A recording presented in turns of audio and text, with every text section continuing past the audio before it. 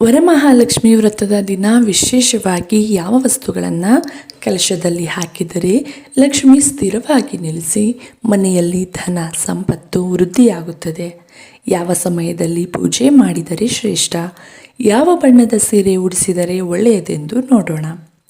ಸಕಲ ಸೌಭಾಗ್ಯವನ್ನು ನೀಡಿ ಮನೆಗೆ ಮಹಾಲಕ್ಷ್ಮಿ ಆಗಮಿಸುವ ಬಹಳ ಪ್ರಶಸ್ತವಾದ ದಿನವೇ ವರಮಹಾಲಕ್ಷ್ಮಿ ವ್ರತ.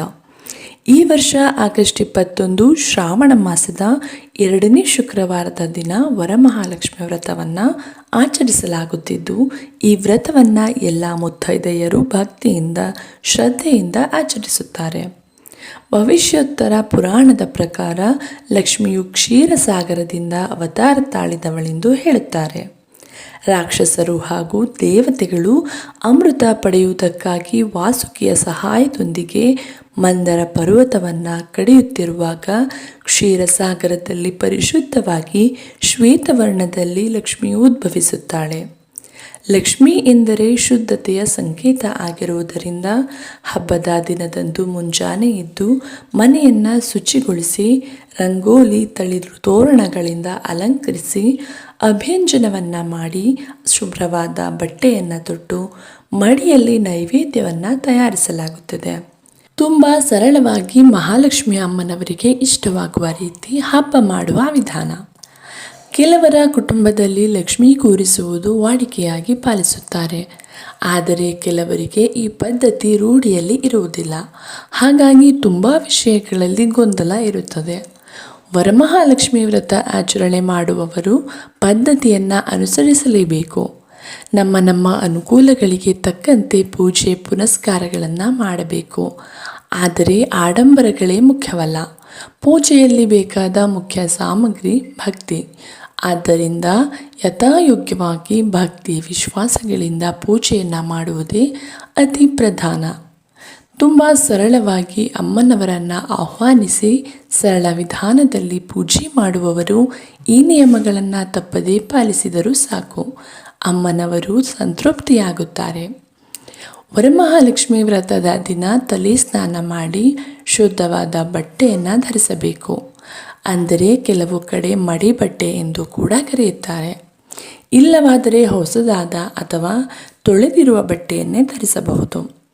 ಮೊದಲಿಗೆ ಕಲಶ ಸ್ಥಾಪನೆ ಮಾಡುವ ಜಾಗದಲ್ಲಿ ಅಷ್ಟದಳ ರಂಗೋಲಿ ಹಾಕಿ ಅರಿಶಿನ ಕುಂಕುಮ ಇಟ್ಟು ಕೈ ಮುಗಿದು ಒಂದು ತಟ್ಟೆ ಅಥವಾ 2 ಶುದ್ಧವಾದ ಬಾಳೆ ಎಲೆಯ ಮೇಲೆ 5 ಇಡಿ ಅಕ್ಕಿಯನ್ನು ಹಾಕಿ ಅದರ ಮೇಲೆ ಶ್ರೀ ಸ್ವಸ್ತಿಕ್ ಅಥವಾ ಅಷ್ಟದಳ ಪದ್ಮ ರಂಗೋಲಿಯನ್ನು ಹಾಕಿ ಹೂವು ಇಟ್ಟು ಕೈ ಮುಗಿದು ತಾಮ್ರದ ಹಿತ್ತಾಳೆಯ ಅಥವಾ ಪಂಚಲೋಹದ ಬೆಳ್ಳಿಯ ಯಾವುದಾದರೂ ನಿಮ್ಮ ಶಕ್ತಿಗೆ ಅನುಸಾರವಾಗಿ ಕಲಶವನ್ನು ಇಟ್ಟು ಕಲಶಕ್ಕೆ ಪರಿಶುದ್ಧವಾದ ಮಡಿ ನೀರನ್ನೇ ಹಾಕಬೇಕು.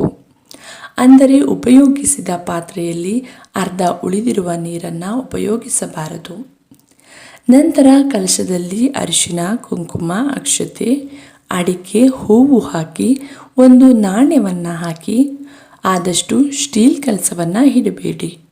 ನಿಮ್ಮ ಬಳಿ ಇದ್ದರೆ ಬೆಳ್ಳಿ ನಾಣ್ಯ, ಗೋಮತಿ ಚಕ್ರ, ಕವಡೆಗಳು, ಕಮಲದ ಬೀಜ, ಕೆಂಪು ಕಲ್ಲು ಸಕ್ಕರೆ, ಗೋಡಂಬಿ, ದ್ರಾಕ್ಷಿ, ಬಾದಾಮಿ, ಲವಂಗ, ಏಲಕ್ಕಿ, ಲಕ್ಷ್ಮೀ ಕವಡೆ ಇವೆಲ್ಲವನ್ನು 3 ಸಂಖ್ಯೆಯಲ್ಲಿ ಹಾಕಬೇಕು. ನಂತರ ಲಾವಂಚ ಬೇರನ್ನು ಸೇರಿಸಿ. ಲಾವಂಚ ಬೇರನ್ನು ಲಕ್ಷ್ಮಿಯ ಸ್ವರೂಪವೆಂದು ಹೇಳುತ್ತಾರೆ. ಹಾಗಾಗಿ ಕಲಶಕ್ಕೆ ಲಾವಂಚ ಬೇರನ್ನು ಹಾಕುವುದರಿಂದ ಲಕ್ಷ್ಮಿ ನಮ್ಮ ಮನೆಯಲ್ಲಿ ಸ್ಥಿರವಾಗಿ ಬೇರೂರುತ್ತಾಳೆ. ಹಾಗಾಗಿ ತಪ್ಪದೆ ಈ ಬೇರನ್ನು ಹಾಕಲೇಬೇಕು. ಇಲ್ಲವಾದರೆ ನಿಮಗೆ ಒದಗುವ ಲಕ್ಷ್ಮೀ ಸಂಕೇತದ ವಸ್ತುಗಳನ್ನು ಕಲಶದ ಒಳಗೆ ಹಾಕಬಹುದು. ಈ ರೀತಿ ಕಲಶ ಇಟ್ಟು 5 ವೀಳ್ಯದೆಲೆ ಅಥವಾ ಮಾವಿನ ಎಲೆಯನ್ನು ಇಟ್ಟು ಅದರ ಮೇಲೆ ಚೆನ್ನಾಗಿರುವ ತೆಂಗಿನಕಾಯಿಯನ್ನು ಇಟ್ಟು ಕಲಶಕ್ಕೆ ಅಲಂಕಾರ ಮಾಡಿ ಮಾಂಗಲ್ಯವನ್ನು ಹಾಕಿ, ಅಂದರೆ ಅರಿಶಿಣದ ದಾರವನ್ನು ಹಾಕಬಹುದು. ಅರಿಶಿಣದ ದಾರದಷ್ಟು ಶ್ರೇಷ್ಠ ಮತ್ತೊಂದಿಲ್ಲ. ನಂತರ ಗೆಜ್ಜೆ ವಸ್ತ್ರ ಹಾಕಿ ಕಮಲದ ಹೂವು ಅರ್ಪಿಸಿ. ಇದ್ದರೆ ನಿಮ್ಮ ಬಳಿ ಇರುವ ಒಡವೆಗಳನ್ನು ಕೂಡ ಅರ್ಪಿಸಿ ಪೂಜೆ ಮಾಡಬಹುದು. ಅಮ್ಮನವರಿಗೆ ತುಪ್ಪದ ದೀಪ ಎಂದರೆ ತುಂಬ ಇಷ್ಟ. ಅದರಲ್ಲೂ 5 ಬತ್ತಿಯ ದೀಪ ಅಥವಾ 2 ಕಂಬದ ದೀಪ, 1 ಕಾಮಾಕ್ಷಿ ದೀಪ, ಈ ರೀತಿ ಬೆಸ ಸಂಖ್ಯೆಯಲ್ಲಿ ದೀಪ ಹಚ್ಚಿ ಪೂಜೆ ಮಾಡಿದರೆ ಬಹಳ ಶ್ರೇಷ್ಠ. ಸೀರೆ ತರಲು ಸಾಧ್ಯವಿಲ್ಲದಿದ್ದರೆ ಬ್ಲೌಸ್ ಪೀಸ್ ಇಟ್ಟು ಕೂಡ ಪೂಜೆಯನ್ನು ಮಾಡಬಹುದು. ವರಮಹಾಲಕ್ಷ್ಮಿ ವ್ರತದ ದಿನ ಕಾಮಾಕ್ಷಿ ದೀಪ ಅಥವಾ ಅಷ್ಟಲಕ್ಷ್ಮಿ ದೀಪವನ್ನು ಬೆಳಗಿದರೆ ತುಂಬಾ ಶ್ರೇಷ್ಠ. ದೀಪಕ್ಕೆ ಶುದ್ಧವಾದ ತುಪ್ಪ ಅಥವಾ ಕೊಬ್ಬರಿ ಎಣ್ಣೆ, ಎಳ್ಳಿನ ಎಣ್ಣೆಯನ್ನು ಕೂಡ ಬಳಸಬಹುದು. ದೀಪ ಬೆಳಗಿಸಿದ ನಂತರ ದೀಪಕ್ಕೆ ಸ್ವಲ್ಪ ಅರಿಶಿನ, 2 ಲವಂಗ ಅಥವಾ ಜಾವೇದ್ ಪೌಡರನ್ನು 3ರಲ್ಲಿ 1 ಸೇರಿಸಿ ದೀಪವನ್ನು ಬೆಳಗಿಸಿ. ನೀವು ಕೋರಿದ ಇಷ್ಟಾರ್ಥಗಳೆಲ್ಲ ಖಂಡಿತವಾಗಿಯೂ ನೆರವೇರುತ್ತದೆ. ಇನ್ನು ಈ ದಿನ ತಾಯಿ ಲಕ್ಷ್ಮಿಗೆ ಕೆಂಪು, ತಿಳಿ, ಹಸಿರು, ಆಕಾಶ ನೀಲಿ, ಮರೂನ್, ಹಳದಿ, ತಿಳಿ ಗುಲಾಬಿ, ಕ್ರೀಮ್ ಬಣ್ಣದ ಸೀರೆಗಳನ್ನು ದೇವಿಗೆ ಉಡಿಸಬಹುದು. ಇನ್ನು ಈ ದಿನ ಬ್ರಹ್ಮ ಮುಹೂರ್ತದಲ್ಲಿ ಅಂದರೆ ಬೆಳಗ್ಗೆ 5 ಗಂಟೆ 30 ನಿಮಿಷದಿಂದ 6 ಗಂಟೆ 30 ನಿಮಿಷದಲ್ಲಿ ಕಲಶ ಸ್ಥಾಪನೆ ಮಾಡಿದರೆ ಒಳ್ಳೆಯದು. ಆದರೆ ಅಷ್ಟು ಬೆಳಗಿನ ಜಾವ ಎಲ್ಲರಿಗೂ ಕಷ್ಟ ಆಗುವುದರಿಂದ ಬೆಳಗ್ಗೆ 6 ಗಂಟೆ 10 ನಿಮಿಷದಿಂದ ಬೆಳಗ್ಗೆ 8 ಗಂಟೆ 20 ನಿಮಿಷದವರೆಗೂ ಕೂಡ ಪೂಜೆಯನ್ನು ಮಾಡಬಹುದು.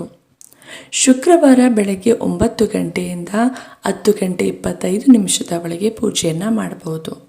ಬೆಳಗ್ಗೆ 10 ಗಂಟೆ 49 ನಿಮಿಷದಿಂದ ಮಧ್ಯಾಹ್ನ 12 ಗಂಟೆ 22 ನಿಮಿಷದವರೆಗೂ ರಾಹುಕಾಲ ಇರುವುದರಿಂದ ರಾಹುಕಾಲಕ್ಕೂ ಮೊದಲು ಪೂಜೆ ಪ್ರಾರಂಭ ಮಾಡಿದರೆ ಶ್ರೇಷ್ಠ. ಹಾಗಾಗಿ ಬೆಳಗ್ಗೆ 10 ಗಂಟೆ 25 ನಿಮಿಷದ ಮೊದಲು ದೇವರ ಮನೆಯಲ್ಲಿ ದೀಪವನ್ನು ಬೆಳಗಿ ರಂಗೋಲಿಯನ್ನು ಹಾಕಿ ಕಳಸ ಸ್ಥಾಪನೆಯನ್ನು ಮಾಡಿ. ಕಳಸದ ಪಕ್ಕದಲ್ಲಿ ದೀಪಾರಾಧನೆಯನ್ನು ಮಾಡಿ ನಂತರ ಮನೆಯಲ್ಲಿ ಮಿಕ್ಕಿರುವ ಕೆಲಸ ಅಂದರೆ ಪೂಜೆಗೆ ನೈವೇದ್ಯ, ಅಡುಗೆ ಹೀಗೆ ಮಾಡಿಕೊಂಡರೆ ಒಳ್ಳೆಯದು.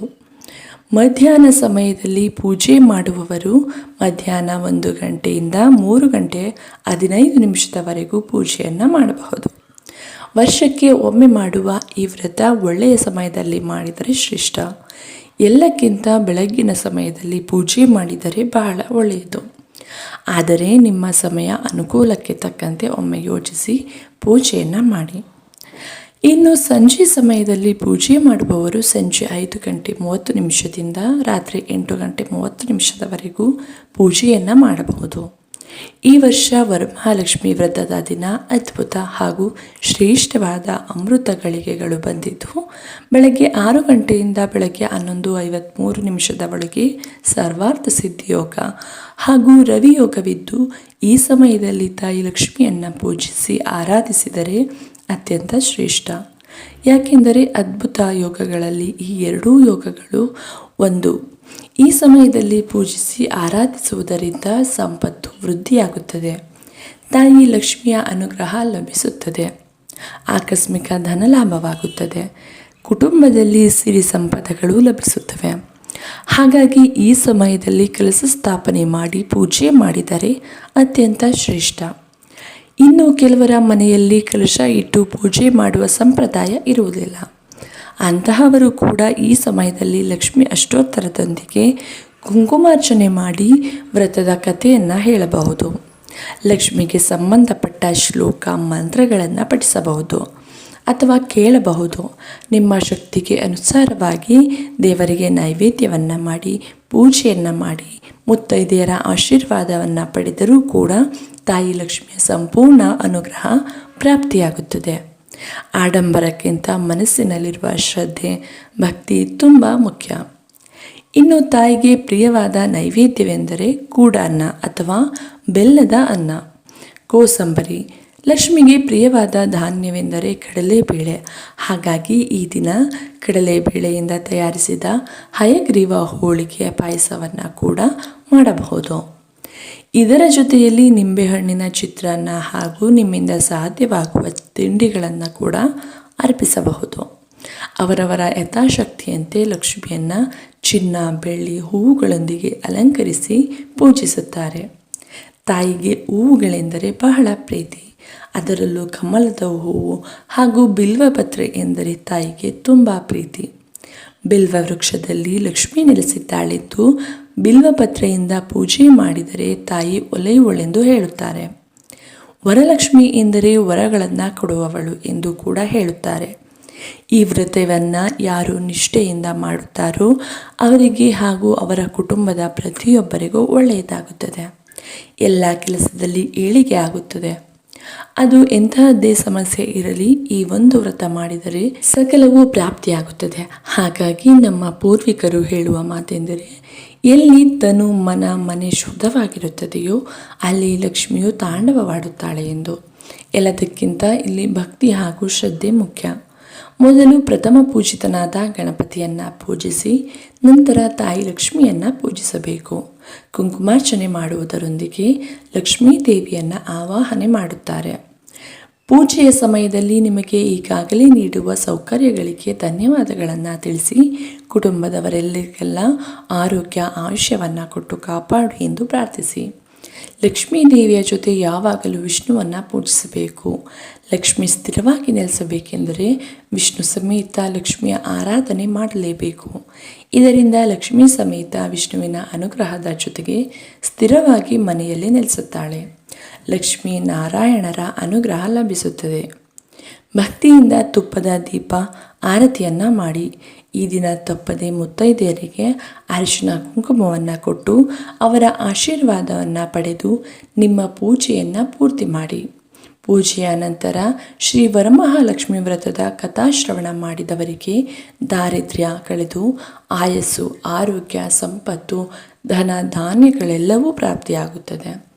ಒಮ್ಮೆ ವರಮಹಾಲಕ್ಷ್ಮಿ ವ್ರತ ಮಾಡಿದರೆ ಸಾಕು, ಅಷ್ಟಲಕ್ಷ್ಮಿಯರಿಗೆ ಪೂಜೆ ಸಲ್ಲಿಸಿದಷ್ಟು ಫಲ ಲಭಿಸುತ್ತದೆ.